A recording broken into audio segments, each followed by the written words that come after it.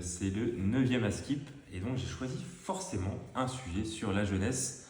Figurez-vous, dans l'actualité, j'ai entendu le gouvernement qui parle de suspendre le SNU, le service national universel pour tout le monde. Alors là encore, c'est quand même 2 milliards d'euros, c'est un gros budget conséquent, donc il est suspendu. Je ne sais pas ce qu'on doit comprendre de ça.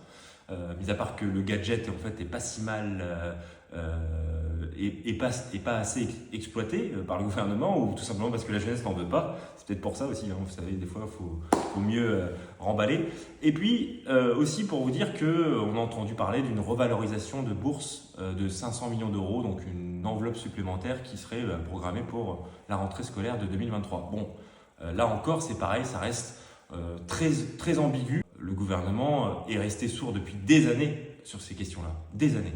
Depuis 2017, chaque formation politique, mouvement de jeunesse, syndicat étudiant s'est mobilisé pour demander à la fois des réponses concrètes sur comment se nourrir en France aujourd'hui quand on a moins de 25 ans, comment se loger en France quand on a moins de 25 ans. Et donc le président, je me rappelle de ses propos, effectivement, c'est compliqué aujourd'hui de vivre à 20 ans quand... notamment en 2020 pardon. Et donc maintenant on est en 2023, bon, sachez que 2020-2023 il y a quand même 3 ans, peut-être que le président a réfléchi à des solutions, mis à part avoir sorti une plateforme Un jeune, une solution, malheureusement il n'y a pas grand chose. Par contre, c'est ce qu'on répète de manière méthodique et de manière très pédagogique auprès des ministres concernés que j'ai pu affronter sur des questions au gouvernement, c'est que à chaque fois c'est le même problème.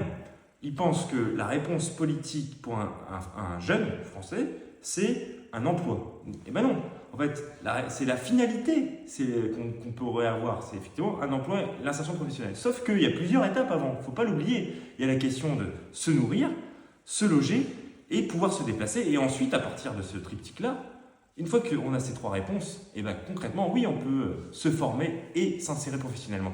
Le gouvernement saute toujours les étapes. Et donc, c'est la raison pour laquelle nous, on doit rester mobilisés. C'est pas parce qu'ils ont eu peur d'une forte mobilisation des jeunes dans les manifestations et donc du coup ils font un geste de 500 millions comme ça à la dernière minute en urgence qu'il faut baisser les bras. Bien au contraire, on est en position de force. On est en train de les faire céder sur un certain nombre de choses. Il faut continuer la mobilisation sur cette réforme des retraites, mais continuer votre mobilisation à toutes et tous, dans les amphis, dans toutes les structures ou autres. Il faut se mobiliser pour obtenir des droits nouveaux. Et ça peut se continuer effectivement à la fois soit dans un syndicat, soit aussi dans un mouvement de jeunesse. Et il y a effectivement les jeunes socialistes qui défendent un certain nombre de propositions là-dessus, à la fois sur la question du transport, sur la question d'accès aux soins, sur la question de se nourrir avec le repas à 1 euro pour tout le monde.